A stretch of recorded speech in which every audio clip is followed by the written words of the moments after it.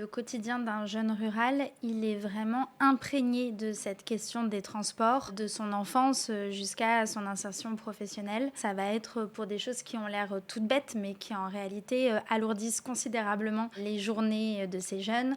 Très souvent, que ce soit à l'école primaire, au collège, au lycée, un jeune va devoir prendre le ramassage scolaire et donc potentiellement se lever plus tôt et faire trois quarts d'heure, une heure et demie de transport en plus le matin et le soir pour ne serait-ce qu'aller en cours, ce qui est autant de temps en moins dédié pour ces jeunes à faire du sport, faire de la musique, voir leurs copains, ou alors à faire leurs devoirs. Donc ça a aussi un impact sur leur temps d'apprentissage.